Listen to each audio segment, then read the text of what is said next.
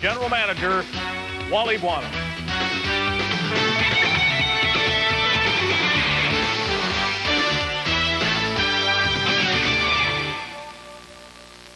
Welcome to TSN Inside Sports. I'm Dave Hodge. All things considered, the most successful coach in modern Canadian Football League history was Hugh Campbell. He won 75% of his league games, and his Edmonton Eskimos won 5 consecutive Grey Cups. Another Grey Cup streak like that is hard to imagine. But Calgary's Wally Buono is step for step with Campbell in regular season excellence. The head coach and general manager of the Stampeders goes for his 81st win against the Argos tonight. Buono has lost only 26 times with 1 tie in 6 seasons. That's the same 75% success rate as Campbell enjoyed. By comparison, Bud Grant won 64% of his league games, Frank Clare 58%.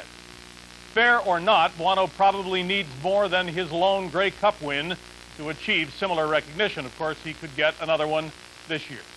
Before we hear his comments on his record and the credit he gets for it, here is more on Calgary's football boss from TSN's Lisa Bose.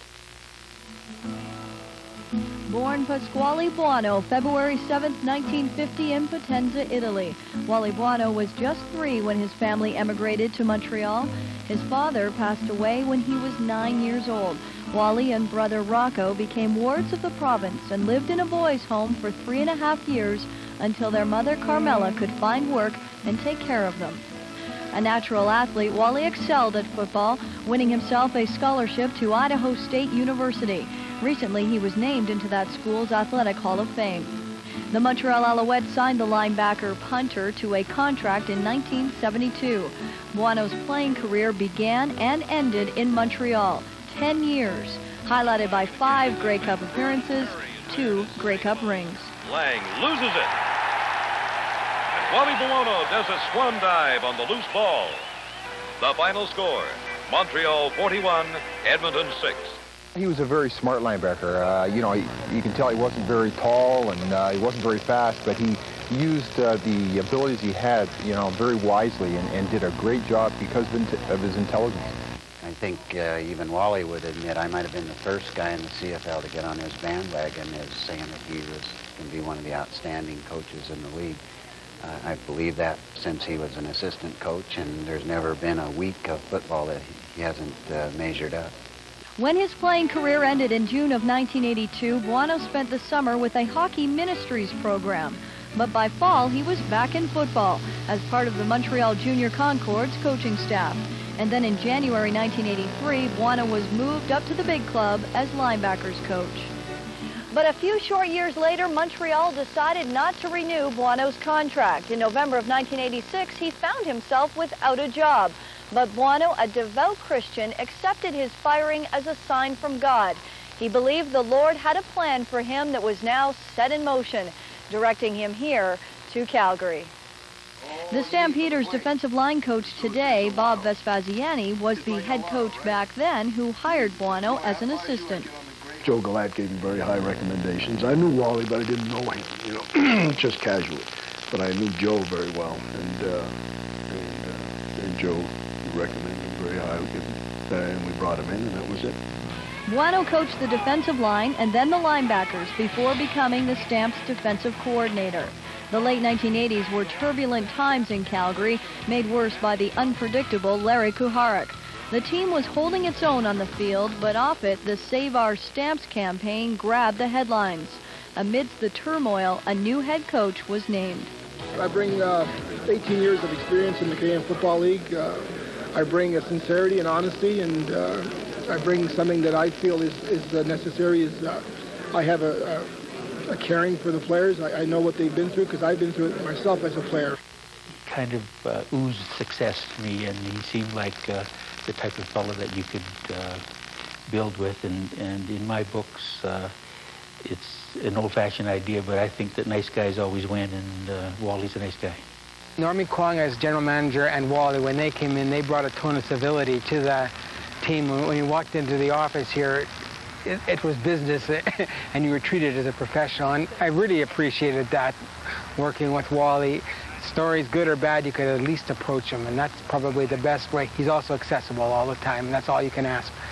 With stability in the front office, the Stampeders turned the corner statistically, finishing the 1990 regular season first in the West with an 11-6 record. And who can forget Calgary's dramatic come-from-behind win against Edmonton in the 1991 Western Final. Barrett directing traffic, going long. Missed! He could go! Touchdown, Calgary! The product on the field was improving under Buono's direction. So too was the team's financial situation. New ownership later that year brought security and enthusiasm.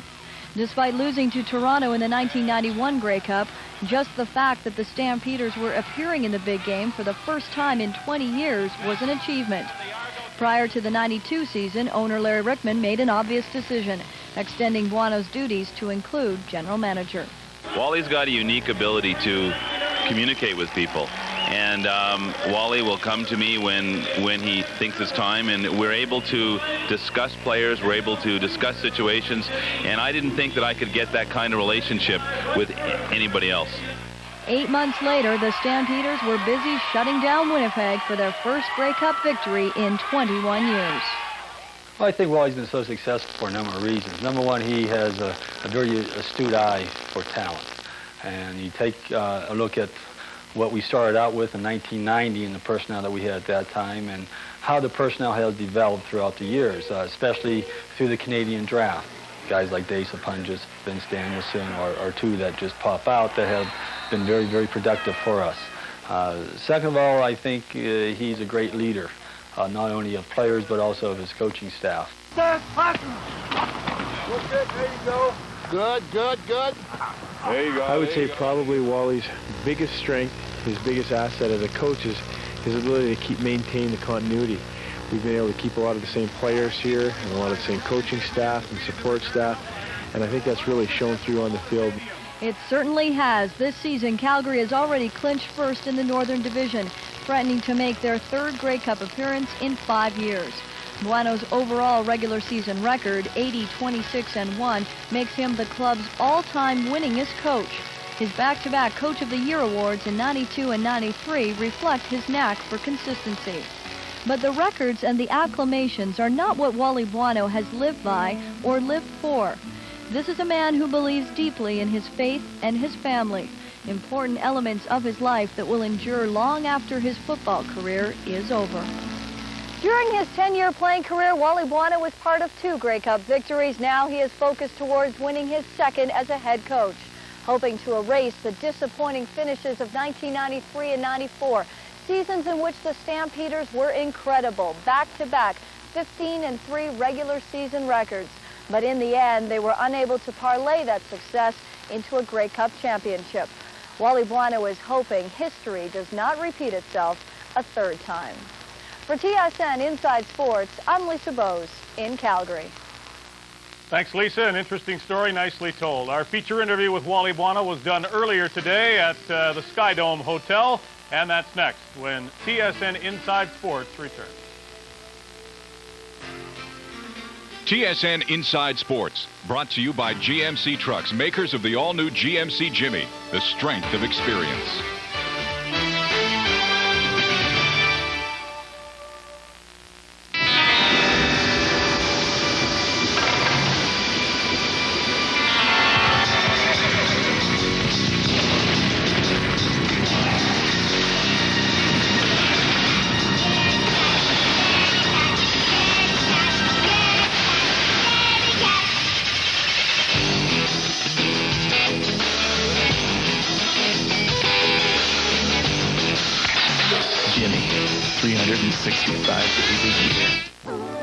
Copycat raises suspense and terror to new heights. He's imitating the Boston Strangler. Clever, creepy, and downright terrifying. He really wants us to think what he's doing is art. Sigourney Weaver and Holly Hunter look like Oscar nominees. So he comes in, we grab him. What am I, the lamb tied to the stake here? The best psycho thriller since Silence of the Lambs. Sigourney Weaver, Holly Hunter, Dermot Mulroney, and Harry Connick Jr. Copycat. Now playing at a theater near you. Welcome back to TSN Inside Sports with Wally Buono, the coach and general manager of the Calgary Stampeders. Tell me about Doug Flutie's recovery, if that's what we can call it.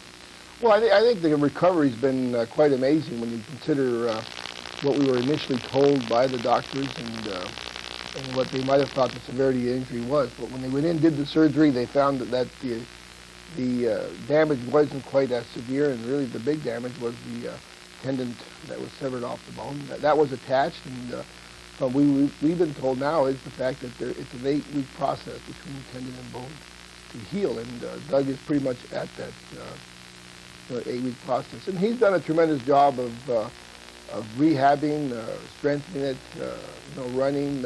I think Doug always had the intention of coming back no matter what the doctors were telling him. Did you have the intention of having him back, or did you have to write him out of your plans? I assume you did when he had the surgery, or well, were you confident like him?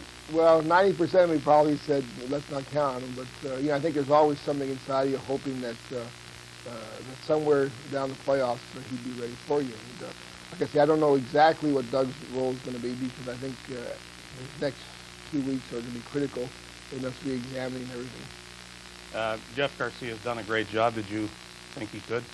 Well, I thought we thought that he could move the football team because of the characteristics that he had showed in training camp, in games where he had played this year.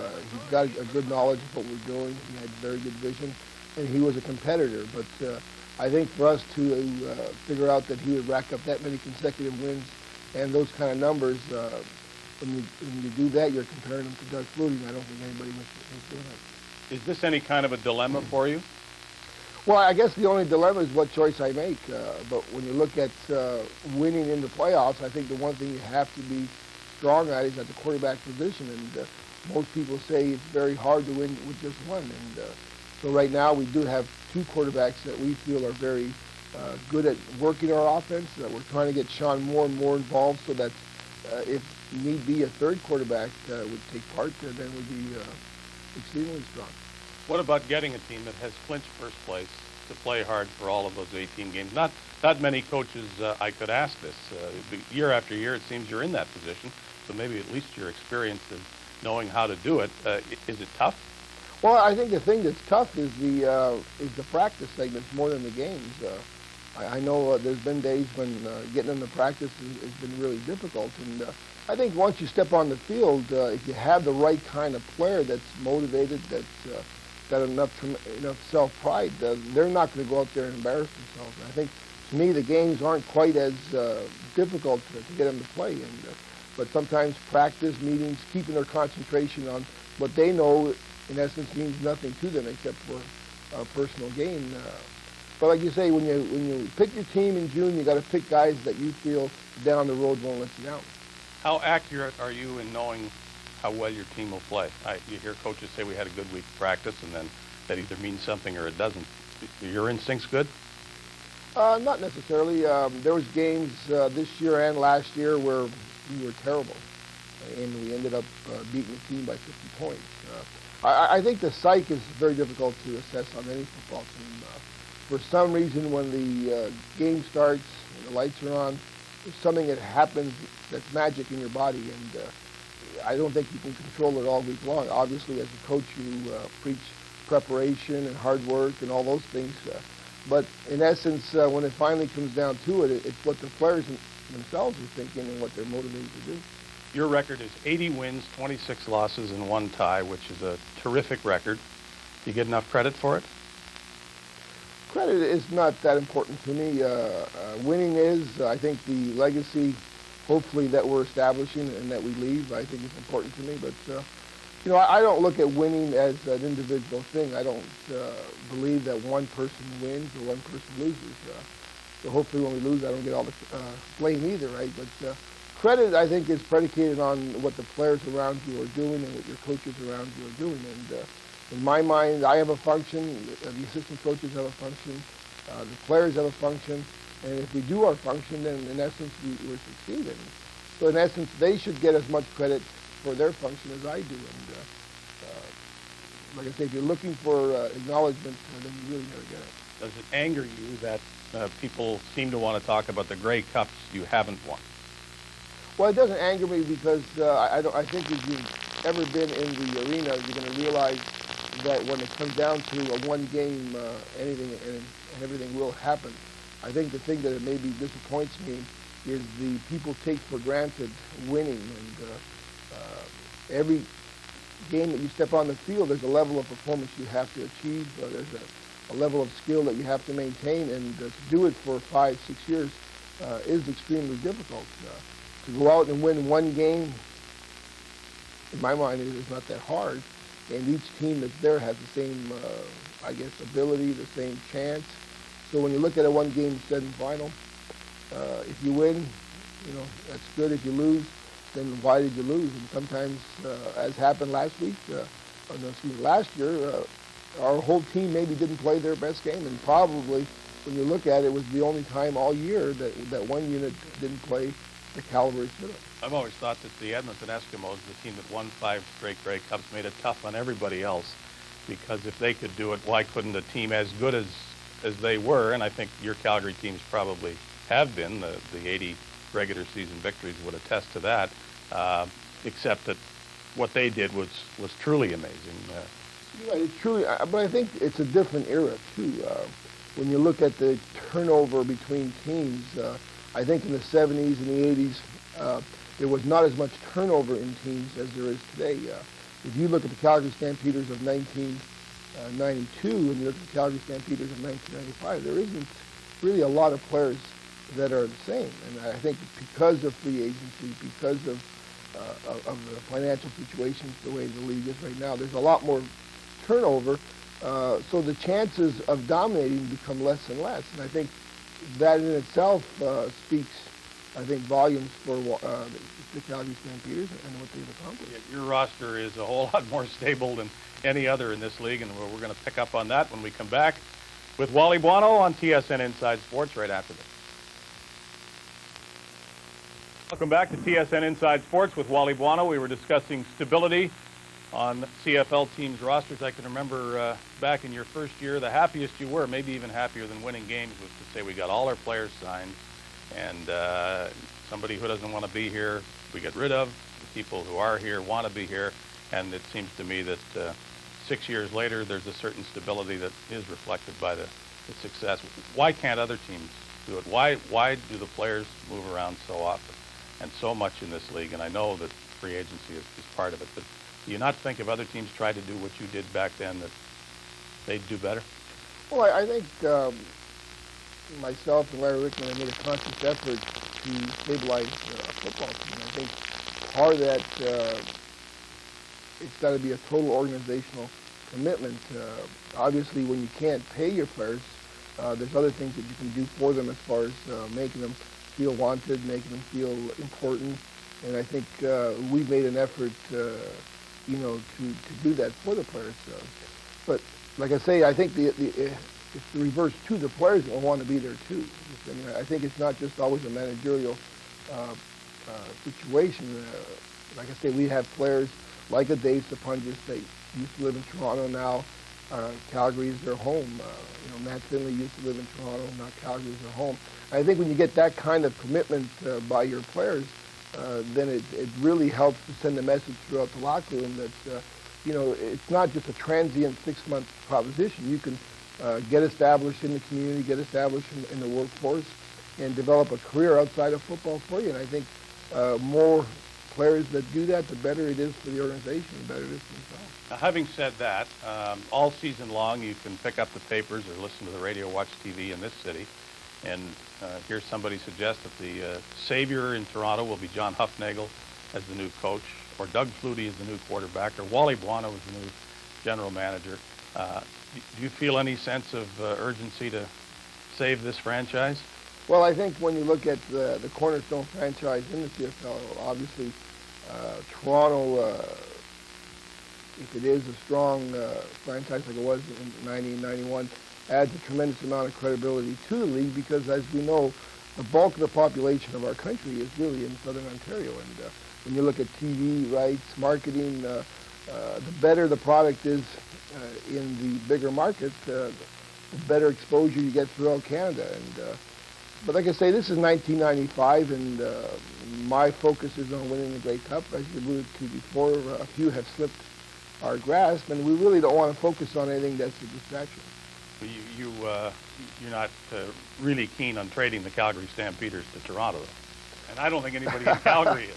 Well, again, you look at what you have to look at. Right now, something like that's not even across my desk, and my focus and commitment is to the Calgary Stampeders. And knowing John Huffnagel, he's been very loyal to me and to our organization, and he no longer wants to be looking at another job till he gets this job here done. But John wants to be a head coach, and I think he well deserves to be. He's done a tremendous job for me. When you look at maybe the two common denominators in the Calgary Stampeders success, John and I have been together since 1990, and he is an excellent coach. He works very well with people, and when you look at that, those are qualities you need to be a successful head coach. And I think any organization, and I think when you look at Doug Flutie, what he's done for our organization, would be a tremendous asset. But right now, these are people that are integral in our success, and hopefully they'll be integral in our success in 1999. Well, forget moving to another team in the CFL. Do you ever think about something else entirely, like maybe another league?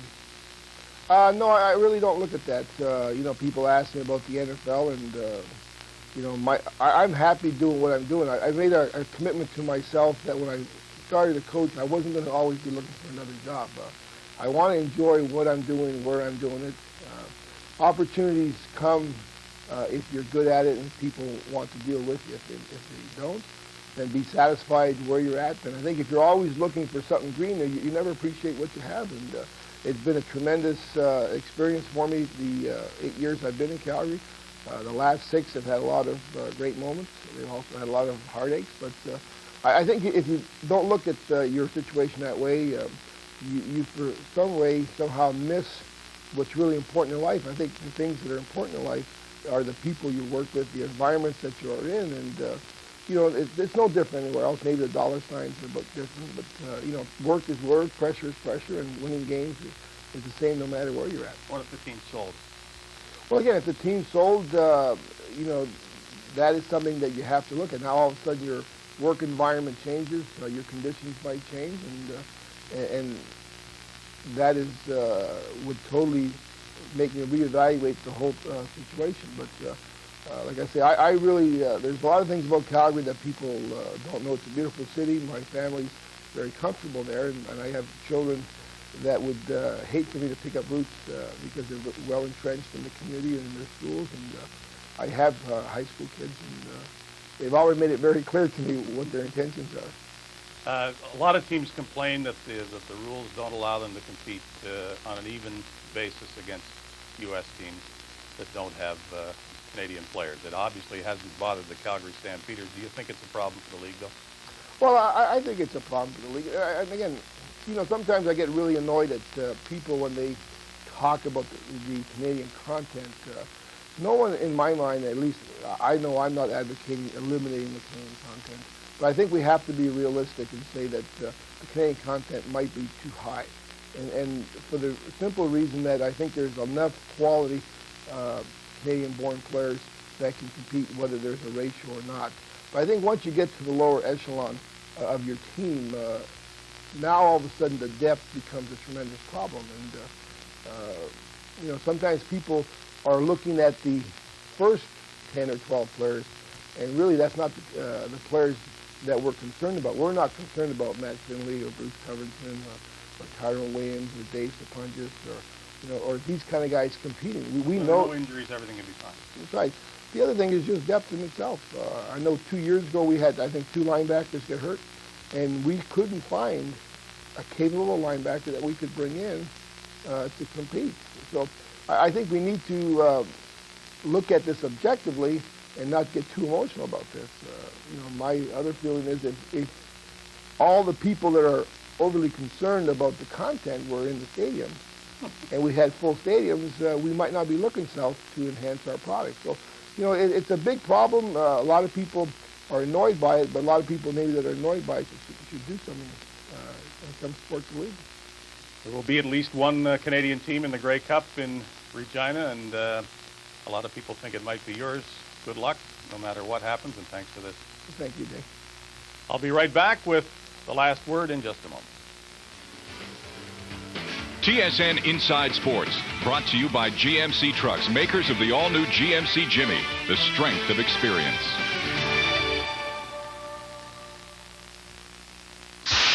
When Makita builds high-quality power tools, they design them for the real world. Inside Sports Email of the Week, brought to you by Makita Canada Incorporated, Canada's leading manufacturer of professional power tools. Unlike last week, this week has been a good one for the Montreal Canadiens, and a viewer in Halifax reminds us via email that shouldn't surprise us. Hockey fans have been criticizing the recent moves of the Montreal Canadiens. Let's be reminded that this is the most successful sports franchise in North America. At first, I was skeptical too, but you must look at the history of the Canadiens organization, and if you do, you'll have faith. Quite apart from hockey, hopefully this weekend we can think of Montreal and Quebec and a rich tradition and continue to have faith for the Canada we know. Our email contributor receives a cordless drill from the folks at Makita and a TSN sports bag from the folks here. That is our last word for tonight. I'm Dave Hodge, thanking you, as always, for watching us at TSN Inside Sports.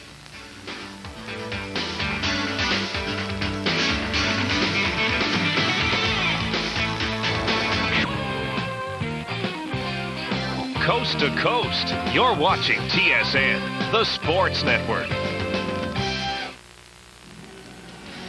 Tonight, live from the Skydome in Toronto, it's the Calgary Stampeders and the Toronto Argonauts, and a very special presentation of the CFL Live. The state of the CFL in 1995. And we want your opinion on these 4 questions. Should the CFL make any rule changes to make the game more like American football?